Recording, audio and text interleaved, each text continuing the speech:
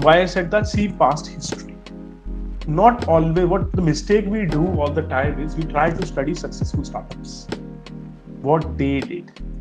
But when you have identified this is the problem I want to enter, see some other players who tried to enter it and failed, and try to understand why they failed as well.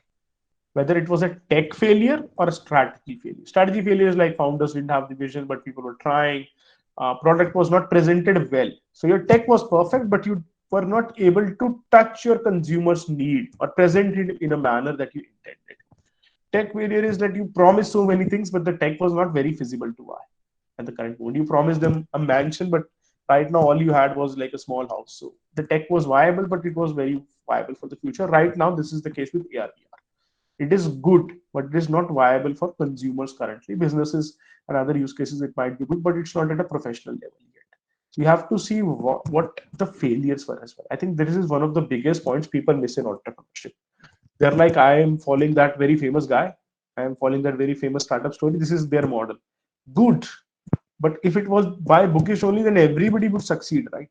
So you have to understand why certain people failed as well. What was the things they did wrong? Personally, I used to meet a lot of entrepreneurs and ask about this. Like, why did you do that? Why didn't you take that decision? This was also there, and what did work? Because I'm telling you, it is not a one size fits all. Hands down, telling you, it's not a one size fits all. For some companies, service model works better. For some companies, product model works better. And as a founder, you must identify your customer and see what your customer needs. No matter what other person is telling you, they can guide you.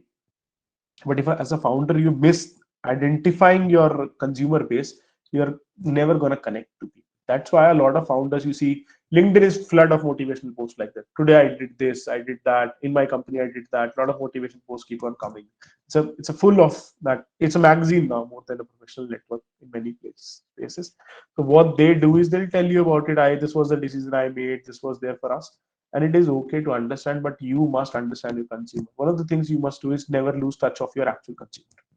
Because once your company grows, and like this guy tells us that the consumer wants this, okay, let us try this, but the consumer wants something else. There might be a mistake in gauging what the consumer wants as well. Be ready. Be ready. Even if you get a guy and he's telling you, he's not, Raja Harish, he doesn't know himself sometimes what he's telling about. You intend something else. That's why a lot of Hotjar and other spaces, a lot of analysis go where his eyes are going on the website. When great companies make websites, they see like where the consumer is spending the most time. Is he, if I'm offering something, is he taking the offer like that, or like he's not even able to remove that, right? You can't build a product for yourself, but you can't always let the consumer drive it as well. It's a very good balance you learn slowly. That's why I see the past history always for your product, whatever you want to build. Like, am I the only one in the market with this idea? Am I the first one to Mars, or somebody had their flag there already? And why then, if they were there, why they left this field?